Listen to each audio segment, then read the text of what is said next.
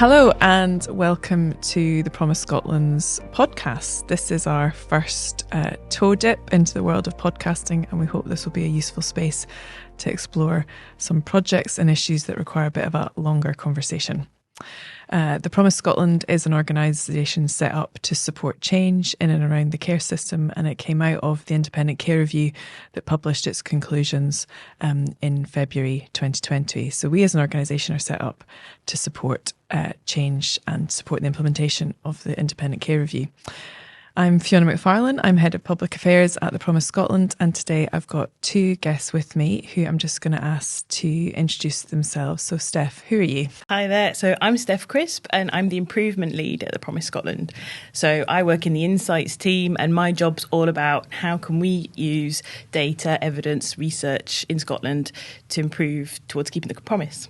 Great. And Fraser, who are you? Yeah. And what do you do? So Fraser MacDonald, I'm Head of Delivery and Innovation for the Data for Children Collaborative, which was a partnership between Scottish Government, Edinburgh University and UNICEF. And essentially I look at how we build kind of multinational, multi-sector partnerships to solve problems with data to improve outcomes for children. Great. Well, that's fab, because today we are going to try and talk about data and what it means to keep the promise and what a core part it is, and particularly about some of the work that Promise Scotland and Data for Children Collaborative are doing together. But before we get into the meat of the project and what's happening around it, Steph, I just wanted to talk to you a little bit about data as a concept, really, and its role within the care system and what that means. Just to contextualise a little bit, you worked at the Independent Care Review, didn't you, Steph? So do you want to tell us a little bit about what you did there, actually? Yeah, sure. Yeah. So I worked at the Care Review towards the end of it. And at that point, we were basically trying to bring together all the evidence that had been commissioned, as well as all the kind of the methodology of the Care Review to capture how it had been really led by voice. And so my job was to try to basically create a resource that could be used to understand, I guess, all the research and evidence that underpins what the Care Review heard, as well as trying to capture what was heard, which obviously 5,500 people, there was a huge amount in there to learn from. Yeah, huge participative exercise, and all that information, eventually became the final outputs of the promise. But they're also captured in the evidence framework, which is still on the Care Review website if anybody wants to go and delve into that. But looking specifically at data, I suppose data, in some ways, I think people get a bit scared of it, don't they? It feels like it's something that really quantitative statistics people do, and it can be a bit of a confusing term. In relation to the work that we're doing and that's happening in Scotland around data, what do we mean by data? What is it? Yeah, sure. And also, I guess, to start by saying that in terms of reassuring people, so in our team, we definitely have people who have that kind of numerical quant statistics background and skill set, but I certainly don't. And that's really not all that this is about. That's only part of it. So when we talk about data, I think we're just using that word to mean information, and that can be information that is in numbers, which obviously do really help and have their place, but it's also about words, about stories, about qualitative information, and that can tell us about, it can describe issues, it can tell us about outcomes, it can tell us about, what people have experienced. So just about anything. I think we've got a member of the oversight board actually who quite helpfully reminds us to not just talk about data and just say, information. So, information, No, that's not. Yeah, it's definitely easier to get your head around, isn't it? And in relation to what the Independent Care Review said, what did it say about data and the care system? Because, there's lots of statistics that come out that show things are either good or not good, or people use them for lots of different to say lots of different things. But what did the Care Review itself say about data? So data came up absolutely loads, especially so across the whole workforce. Data came up as, frankly, mostly as a problem, as something that that should be helping people to do their jobs better, but wasn't. So very disconnected systems, lots of people using different software, lots of basically disjointed disparate information that only sort of really captures snapshots in terms of people's lives. And I think also, lots of stories about children and young people and families having to repeat their stories lots and lots of times. So this very disconnected picture. But I think the really crucial thing that the care review heard about data is that what is currently being captured really reflects more about what matters to the system and what's useful to people doing their jobs and what's useful for people at their sort of strategic meetings. And of course, there has to be a place for that kind of data. But actually, if we want to keep the promise, what was really caught was children wanted to have better experiences. So how did they arrive at the outcome? The outcome tells us what's happening, what the result is. But actually, it was all the experiences along the way that made that awful or made it great. And that's what's really important. And I think the other thing that really came out was relationships as part of experiences. And the way that we're doing data at the moment, it doesn't really support us to capture that. And that's really what this is about. That's what the care review was about actually that we need to shift whose voice is being heard. And it's got to be about what matters to children and families and not what matters to the system. Yeah. No, I think that's really helpful. And I think it's also really powerful in what the care review managed to create in relation to those composite stories, didn't they? Which was and I just wonder if you could just touch on that a little bit and what that meant. So I suppose I'll lead you into it. But the care review was really determined not to share the individual experiences of actual people, so that it was really wanted to protect confidentiality. And also just because Scotland's a small place, even some of the usual things that you might do to anonymise, actually the experience itself could identify people. So it was really clear that wasn't going to happen. So it created 12 composite stories. So do you want to just touch a little bit on, what they were and how they were created?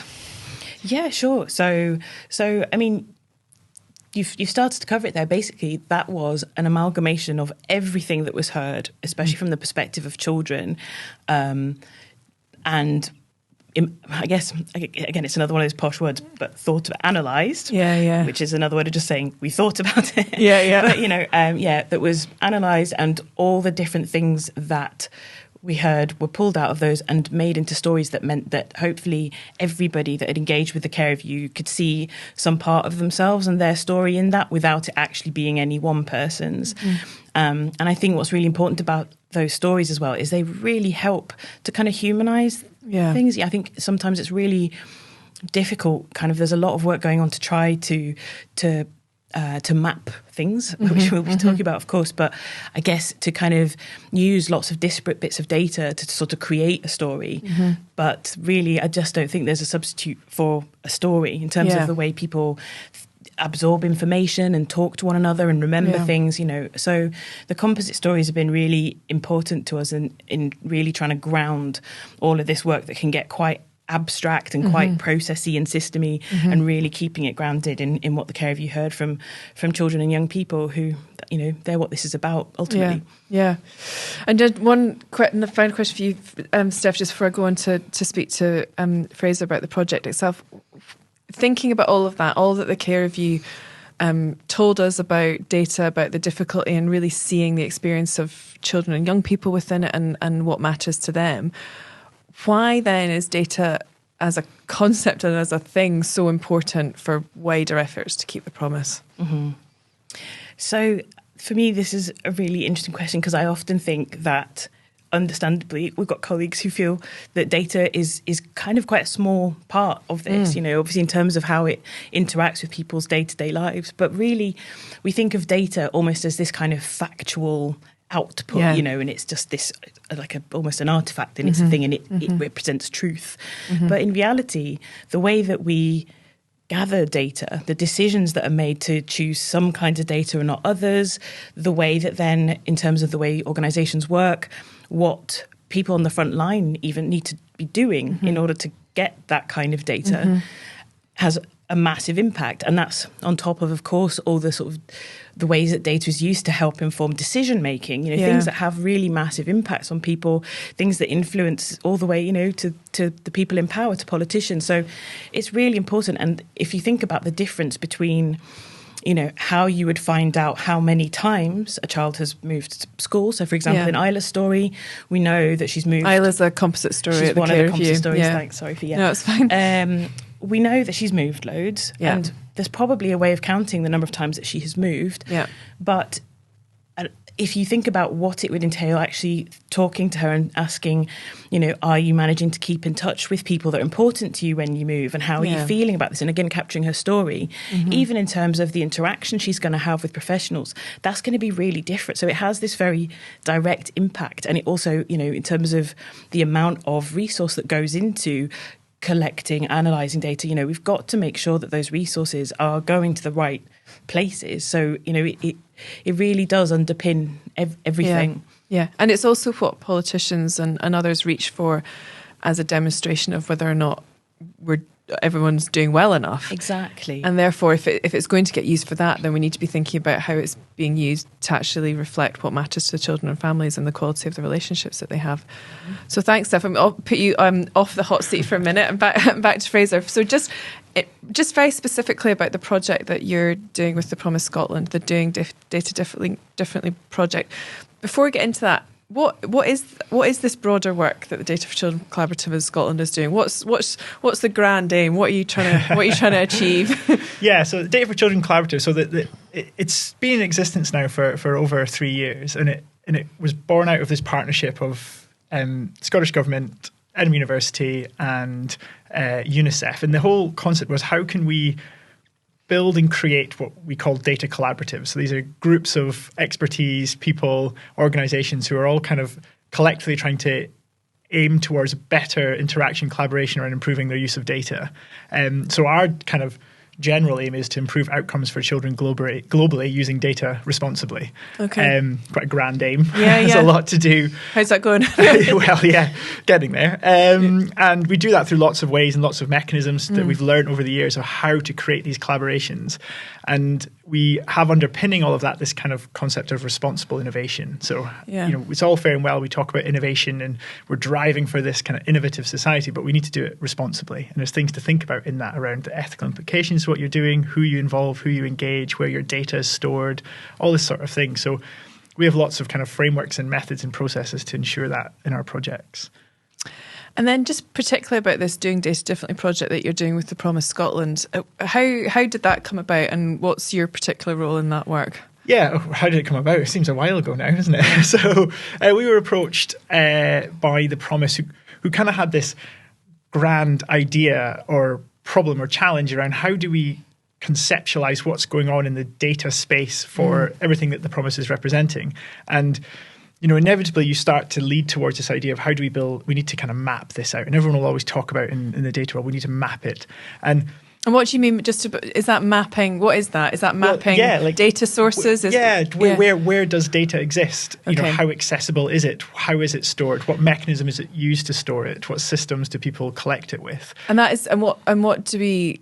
Is that the sort of big data sets that might come out? Yeah. But then is it also that underlying thing that Steph was talking about as well? Well, yeah, because we talk about data as a kind of generalistic term, but in reality there's a lot of nuance in there, because you've got people who write things down in a notebook, or they that's all information that is useful and of interest, or could be. And so this idea, we didn't want to by no means start to look and interrogate that data. We just want to understand where it all is and where does it exist, and where does it exist in relation to one another. And it's a very complex system of organizations who all work here.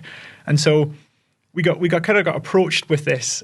And inevitably, you start to think about mapping data, and people talk about mapping data. Now, the challenge with any sort of data map is time's against you, right? As soon as you start to collect information from organizations, you're almost immediately out of date in this sort of world. And also, it's very resource intensive to do that. And so, when we originally spoke to the Promise, this really nice concept of whatever we do can't just then sit on a shelf behind us and say that was great, we did that. Here's a lovely map of all these data sources that was relevant a year ago. It has to grow and change with the landscape it's in. And so that in itself creates a really interesting project, actually. It's a very unique way of looking at this, of how do you build something where the sum of the parts is greater. And so that's where it originated from. And then that's where we decided to take this approach that we have developed called impact collaborations. So it's this kind of concept that you don't necessarily want to work with specific organizations, you want to work with specific expertise. So how do you take that original idea, that challenge, and break that down into what kind of expertise you would need? So, you need data engineering, you need analytics, you need visualization, you need contextual understanding. How do you bring those different mindsets into one room and build a project with them as opposed to for them? Yeah. And they help you steer and shape the project based on their experiences and their understanding of their expert kind of worlds. And when you do that, your project becomes a lot more kind of richer, I suppose. It's got a lot more different perspectives and contexts that are brought in. So we did that as an impact collaboration. We built a partnership that kind of crossed private and public and academia, and started the work. And it's been a journey. It's been interesting, I think, because it's been quite exploratory initially. Because it was, what is this thing we're trying to do? Does it work? Yeah. And then now it's gotten to kind of a much more practical, starting to build it. And starting from that base of where are we on data in the care system in Scotland? What does that look like? What are the collaborative spaces we need to build, and who do we need to bring in? From that space, which I think got going, not that long after the care review, really. Yeah. Where is it now? What's the aim and hope for the project in terms of taking it forward as something that becomes useful for people? Yeah, so I suppose we, as you say, we've transitioned now from a kind of exploratory, what is the scale of this, to a very pragmatic build now. Yeah. So the team are now building what is essentially a mechanism for various stakeholders to interact and input their information into it. And I think that's key there, is that it's not, the promise going out and asking people. It's organizations interacting with it and saying, this is what we've got, this is the information we hold, this is where it exists. And then behind the scenes, it starts to connect the dots and starts to build what we could call a data map. I kind of think of it more as a kind of information ecosystem. Wow. It's a where is everything? How does it all connect to one another? How complex is it? And what that does is start to build a good foundation for, right, and how do we address the complexity? Yeah. How do you visualize that in a way that the organizations that have inputted into it can gain value back out? Yeah. And so that's where we're at now with the project, is they're really starting to build it and going to kind of launch it and let organizations start to interact. And what, for organizations who want to start interacting with this data map and using all the information that they've got, why would they want to do that, I suppose? So if you're sitting in a local authority, I might give this one to you, Steph, this question. Sure. If you're sitting in a local authority or a third sector organisation who's working with children and families, or whatever it is that you might be doing, why get up in the morning and think, do you know what, that Promise Scotland and UNICEF collaborative data map, that's going to be really useful to me? Yeah, I think that's a really good question. And I think one of the things that when we set out on this project, I think we knew, but we probably didn't focus on enough, is that I think there may be an assumption that all organisations kind of already know what data they have. And just to break that down, so again, let's just take a local authority example. Uh-huh. Would that mean that, you would assume that they would know how many children that they are looked after in that terminology, or how many children are looked after at home? I mean, is it that level of data that folk don't know, or what is it that you might not know? So not exactly. So there is that, but more just in terms of, local authorities are a great example because they're really big organisations. Mm-hmm. And in terms of the approach that the Promise took, and the one that we at the Promise Scotland want to take, it was all about really understanding the full picture, like the life around a family. How do they, what do they do day to day? Not just what is their interaction with this service. And because we're looking at that, we're also trying to look at a much broader landscape of data. So I'm using landscape, but again, what, in terms of a local authority, obviously they have all kinds of different services that they're delivering beyond children's services, beyond family support. Yeah. So things like housing and parks and leisure and transport, and all things that have a real impact on day-to-day life. But again, these are large organisations. They don't necessarily have loads of touch points between the different departments. I mean, most places do now have, that's one of the reasons why you hear so much about the importance of kind of multi-agency collaboration. But that's also one of the things the care review heard, is just how difficult and time consuming doing that information sharing that's so necessary, like how long it can take, how difficult, because these systems aren't speaking to one another. Yeah. So just even in terms of really understanding, okay, so what do we already have without going out and collecting new data, without sort of reinventing the wheel? I think organizations can use this as a tool to really understand as an organization, but also as partnerships. And that's the reality of it, is there are very few organizations now that are working on their own. It just doesn't happen. No. And I think that, obviously there's a lot of significant challenges that go hand in hand with that too. You've got organizations with kind of differing priorities, things that they need to get delivered, and they're holding also individual budgets. Exactly. So there's loads of complexity there. And I think that, again, something that can enable organizations to surface some of that, to kind of look at it and say, right, okay, actually, I didn't realize. And that is what we found in the early stages of this project, working with some of our partners on it, is that they have found that really helpful. So even before we've even got to the point of really filling this tool with the data, and before we've got to the point of also then seeing how it connects with other people's, just that process of kind of saying, like, right, what have we got and where do we need to find it from, and who are we not speaking to that we ought to be, and just that whole process of exploration. So that was a big part of the first phase of this project, was, like Fraser said, just finding out, like, okay, how do we do this? How do we even go about finding out who knows what? How do we then ask the right questions? Because again, there's so many different types of information that are relevant, and there's such a big difference between data and information that's reportable and collectible, and the stuff that actually could really matter. So we know there's tons of organisations who are funded to do, amazing work that really directly has an impact on children and families' lives, but they're not necessarily the ones whose information is being captured. Because, they're talking about, maybe they've got notes in a file about how it's been today, or an incident that's happened, or how's a child doing, how are they feeling, but those things might not end up being something that then somebody who's got purse strings and is holding a budget can really get into and understand. And that's the kind of thing that eventually we want this tool to be able to help people to surface, as well as what actual kind of numerical statistical data do you have, because there's still going to be a role for that, and does it connect, doesn't it, all of those things. So it sounds to me that it's creating a platform that allows organisations to populate all the information that they've got, and then from that you're creating a framework to make better decisions. It's ultimately it's an improvement tool. And I think so we, outside of this work with the Promise, we often have interactions with various local authorities and other kind of stakeholders who really want to, they know they need to, and they want to start to partner and interact with others in terms of the data space and start to share information, share data. And inevitably they'll say, yes, we want to do it. Then they go, right, but what do we have?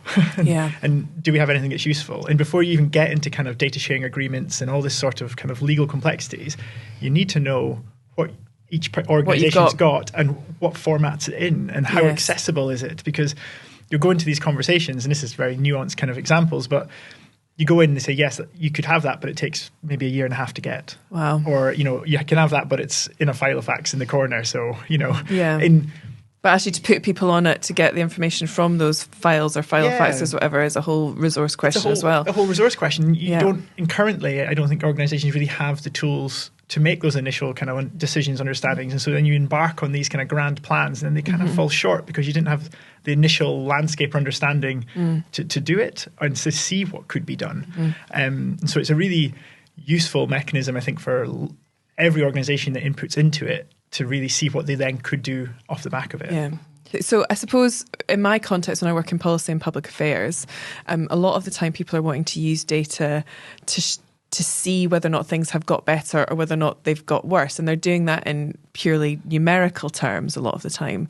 And what it sounds to me like is that this project is actually trying to shift away from that, not to say that's not important, but actually looking at data as how you can improve the system rather than just prove what is happening in the system. Would that be a kind of fair characterization? Exactly. Yeah, absolutely. And I think that's the other really crucial part of the work that we're trying to do.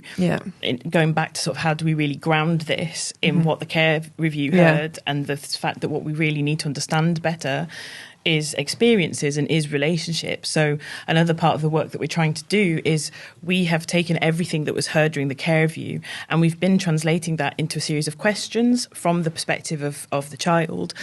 And the idea of those questions isn't to go out to children and families and ask them all these questions again. The idea is that it is a tool that can help organisations at the point where they've started to see what data they've got, and like Fraser says, at the point they're trying to understand their data or use it in some way, they can use these questions to help them think about, okay, does the data we have actually help us do this? Can it help us answer these questions?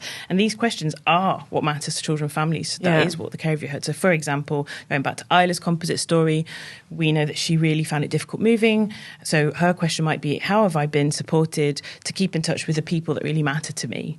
So you might then take some data that you've got that's to do with, maybe some data from education, some data from social care, and look at kind of, okay, right, we've got this many moves and we know that Isla's doing okay at school and we know, but can you genuinely answer that question about, okay, has she been provided with support to keep in touch with her friends, keep in touch with her family? And that's what we're also trying to do, is kind of build a way of making this kind of framework to help organisations to understand where they might try something new, where they've got gaps, and genuine gaps, because that's the other thing is quite often I think there's a bit of a knee-jerk reaction when we're feeling like we really need to know and understand something, is to go out and collect more data or create more. Rather than understanding what we've already got. No, exactly. And there were stories out there, we heard good stories as well where there's a huge difference that's been made by somebody taking the time with a child to really explain all the time what's going on, listening to what they wanted to happen as part of it, supporting them, through what's a difficult time, but, really helping them to reflect on what was happening to them and to think about how to adjust. And, really the difference between that and some of the stories where, children were not really told anything until it was happening. And it's a really traumatizing thing happening to them, and nobody's really explained it. And that, the difference that when somebody looks back on that experience as an adult, they're worlds apart, and that's, really key here. Yeah, so I suppose, we're really conscious at the Promise Scotland that we're not the only people that are working on data in Scotland. In some ways, it's quite a busy field. So I suppose, Fraser, for you, how does this broader work that, the Promise Scotland's doing around the care system and around how data can be used to improve decision making around the care system and family support, etc. How does that? What do you hope that will achieve, and how does that fit into a kind of broader data improvement landscape? It's a bit of a meta question. It's a big question, isn't it? And I think if I reflect back on what this project is trying to do, when you really look down at the core of it, I always think of this, and it kind of builds off things you've said previously.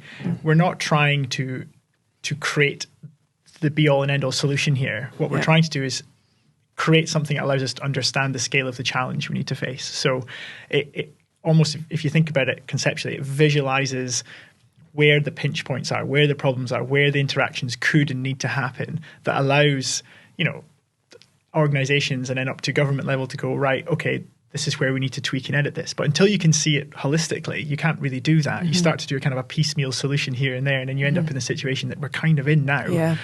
And so that's of immense value as a process. And we the collaborative, obviously, we don't just work in Scotland, we work internationally, and we always look to take the learning from each of our projects to our other projects and go, right, how can we apply and adapt this process to something else or some other bit of work? And likewise, we take stuff we've learned internationally, bring it back into Scotland. And normally that manifests itself as the processes we use and the way that we approach problems. And we kind of take that into the various workshops and sessions that we run. And through that, you kind of get crossover learning and knowledge. This by no means is the only Scotland project we do. We've done other ones that look at kind of rural urban attainment challenges across the northern parts of Scotland and the islands, which there's been lots of learning from that taken into this. And one of the partners of this project, University of Strathclyde, the Fraser Evander Institute, they took learnings from that project into this one. And so we've already kind of done some of the scoping understanding of what data people have and what they don't have. That can build into this. And then likewise, we work on problems, probably completely far from this sort of thing, looking at gender barriers to vaccination in some countries in Africa. And that's some kind of more, how do you look at, I guess this is explaining the kind of the breadth of stuff we do in some ways, but that's, there's massive, issues with young girls less likely to get vaccinations than young boys. And to organizations like UNICEF, that's a big challenge. Yeah. And so how do you understand where in a country are young girls most likely to not receive vaccinations for a whole variety of reasons? And how do you do that in a cost-effective and sustainable way? Yeah. Now, that project's, you could think of it as completely different to this one. But the mechanisms that we've developed and designed through learning from the Promise Project goes into that sort of work. And we take that into that, and it enables us to provide a much kind of richer collaborative experience. Yeah. No, that's really interesting. One of the things whenever we're talking about what can feel like intractable problems or big projects or things that perhaps don't go quite as quickly as we might hope, etc., it's just really rooting it back in the experience of a children, family, a young person who's living in and around the care system. So I suppose, Steph, just with your experience of the development of the composite stories and working on this project, getting this sort of data improvement work right or getting it better than where it is at the moment, what difference should that make to an Isla or another child or young person who's living in and around the care system?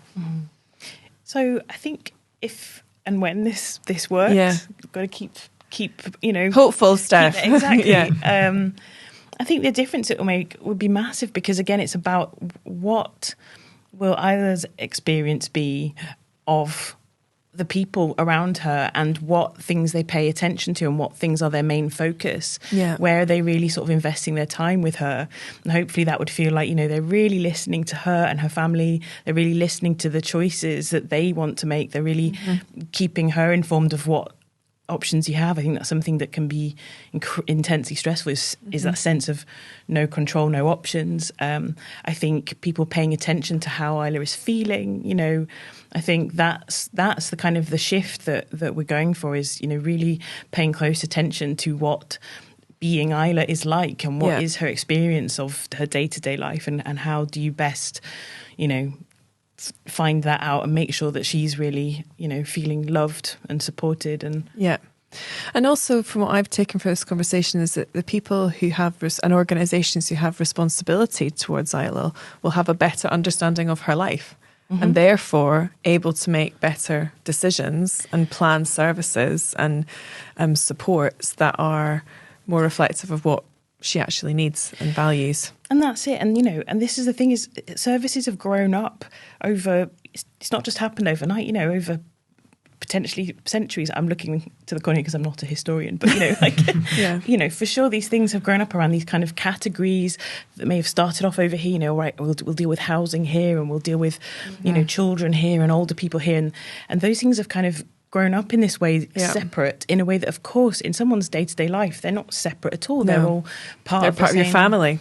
That's it. And so there's some real challenges as well for the workforce and for these organisations in kind of undoing, years and years of working in this way. And that's another thing that we really want this project to help with, is, really start seeing data as a practice, not as a thing, but as a practice, as something that kind of lives and breathes and interacts with, all these different elements of people's lives, and not just kind of take some data from there and some data from there and put them together, kind of an approach. Yeah, and I think it locates right back to, in a sense, one of the core principles of the independent care review. And obviously it absolutely took a child rights based approach and the importance of upholding, the UNCRC and around the experience of a child, but also that you can't divorce that from the experience of a broader family, and that children's rights are lived and breathed within the family unit, whatever type of family unit that might be that they live in, and that they they live their lives in.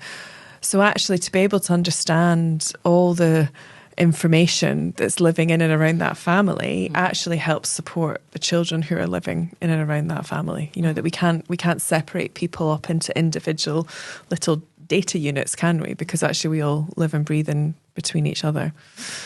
I'm just chuntering now about data like I'm some sort of expert. But it just reminded me that of the kind of when we originally had the kind of scoping, building the challenge, and then we went through kind of design thinking process. And it was really interesting, just what you said there, because the challenge question that we put out there was, what data is collected that directly and indirectly impacts children and families? Yeah. And that's fine.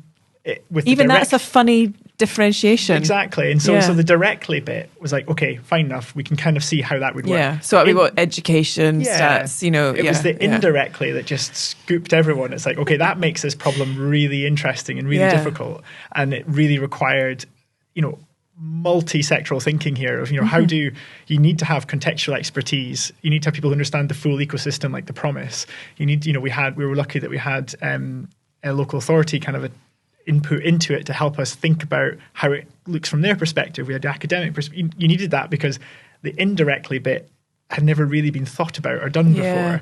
And what does that look like visually? Yeah, so we've just individualized the child rather than thinking about what's going on for all the people around them that does impact on them. Because you have to accept that it's a holistic system. It's connected. Absolutely. There's all these different things. And just to look at, a child, a young person, you miss so much, and you miss the things that are actually impacting them in their lives. Yeah. And so that's, it's very easy to say, okay, we're, sometimes people say, we're just doing a data map about, what data is about young people. And it's so much more than that. It's the interconnectivity of everything that impacts their lives. And that's why it's going to be, amazing to see it start to grow and people start to input into it, and just what you can the questions you can start to answer with that. Yeah. And I suppose that's I just wanted to address, because, certainly at the Promise Scotland, we had hoped that we'd be able to get I think we used language of data map live last summer, and that obviously hasn't happened. But is that, I suppose there's a question about why did that not, but was that because that indirectly to question took a lot longer than was expected? Yeah, I think, as with a lot of our projects, they are initially quite exploratory, and we have to be quite agile in how we think, because when you step into unknown ground, it's impossible to know what's going to happen, right? That's the very nature of that. And so the initial parts of it were quite academic. Strathclyde did a lot of work in just looking at how you could even begin to do this, how and then we did a lot of, work around what kind of tools you would use, how you would start to bring this all together. And so once you realize, okay, this is actually a lot more complex than you think. And actually, you could do this quickly and do a pretty naff job of it, and it would be that thing that sits on a shelf that no one ever really looks at again because it was great 2 years ago. Or we could build something that really grows with the community that's putting into it, and that takes a lot more effort to get it right. Yeah, but it's potentially a much more useful resource for everybody. Exactly, and I think it's important. So often people, and it's been quite nice that we have accepted that slight delay, because it means that we can get it right and do it correctly. Sometimes you kind of feel pressured by these times, and then you end up releasing something that doesn't really work, and it becomes a bit of a flop. We've all seen and experienced those things. Whereas for this, it's no. Actually, what we're building is much more complex, and it deserves the time that we put into it to get it right, and to do a justice for everyone who's put effort into it. Well, that's a great segue question, actually, onto what the next phase of the work and a launch, I suppose, of it as a tool. What that next phase is hopefully going to look like. I don't know which Steph, Fraser. It's probably Steph, actually, because I guess it's transitioning away from us now, in that the team have kind of been created and they're working great together, and they're now in the kind of build phase of it and getting it ready to launch, and then it'll be the Promise's job to be the custodians of that and let it carry on. So over to you, Steph. So because of all the things that Fraser just said, the focus on the sort of this build phase right now has really been on making something that's going to be really, really user-friendly, useful to people. That means that we're not kind of creating any bottlenecks by having to sort of wait till we have a finished product, so-called, which I think it's really important to understand that, you can hear from the things that Fraser's saying just how big and how sprawling and how kind of complex this is. And we really want it to be able to cope with all of that, and also for it to, like I say, be a way to help people navigate through that. So the focus has really been on creating this very usable, interactive improvement tool, I guess, for people to put the data into it. Yeah.